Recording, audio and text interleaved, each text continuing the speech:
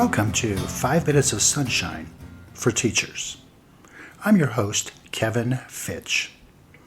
You can contact me, send an email to kfitch84@yahoo.com, or on X, our handle is at 5FIVE_teachers.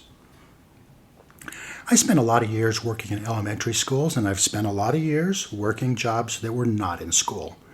School is definitely a more unpredictable, fluid environment because it's populated mainly by kids. When you gather 400 or 500 kids in one building, you're going to see the strangest, weirdest, most wonderfulest things that we adults cringe at and would never imagine doing in public. The hallways of a school are always target-rich environments for weirdness. I walk up and down those hallways a dozen times a day on the way to the copy room, the bathroom, the lounge, or the office, and every time I'll encounter kids who should or maybe should not be out in the hallway.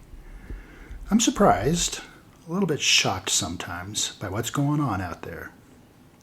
Whether it's kindergartners or fifth graders, there's always somebody skipping down the hallway, usually trying to whistle at the same time, but failing.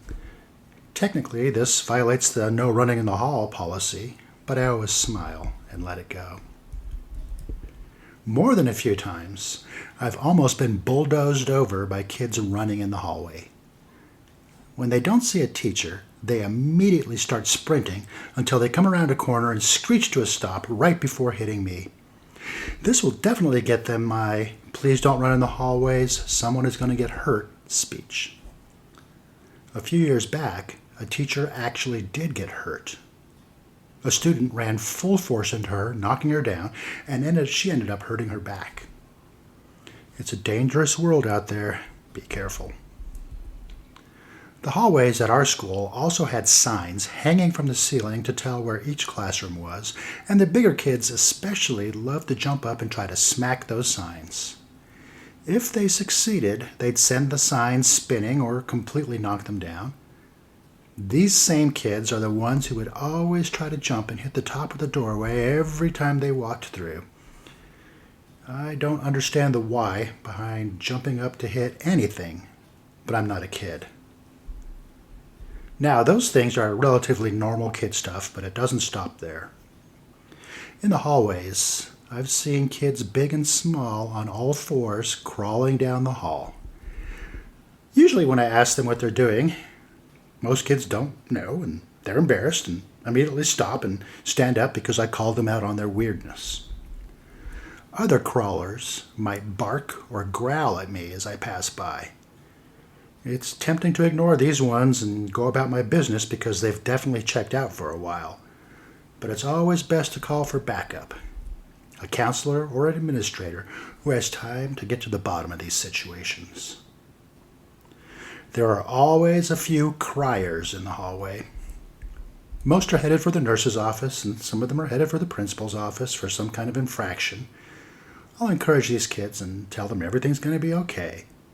That usually helps them to get where they're going, but once in a while, I'll get a random crier who's not headed anywhere. They just came out into the hallway for a good cry.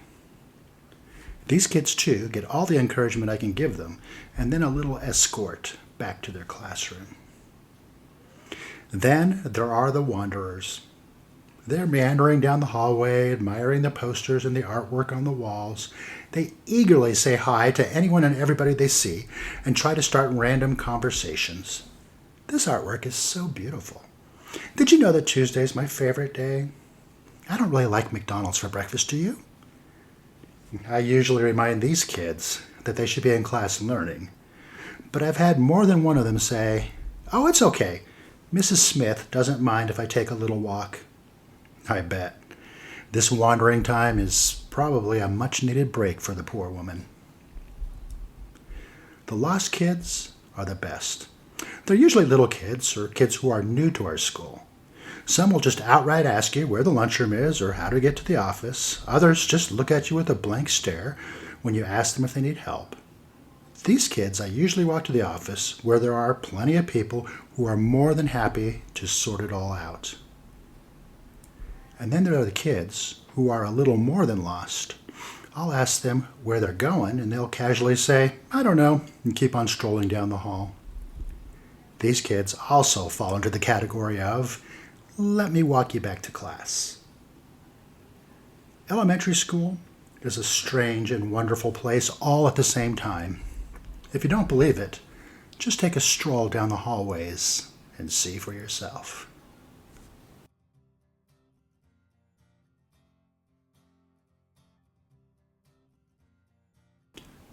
I'm so grateful for everyone's support of 5 Minutes of Sunshine for Teachers. You are the power behind the words, and nothing on this podcast happens without you. If you'd like to donate to help keep the show going, you can go to Buy Me a Coffee. In your search bar, you can type in coff.ee/Kevin Fitch, Fitch. It'll take you to my Buy Me a Coffee page. You can also go to our website at rss.com/podcasts/5 Minutes of Sunshine. And there you can click on the donate button. It'll take you to the same place. On the Buy Me a Coffee page, there are $5 and $10 monthly memberships, or you can give whatever you'd like. You're the boss.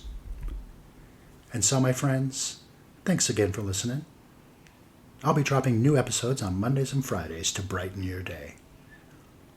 I'll see you again next time on 5 Minutes of Sunshine for Teachers.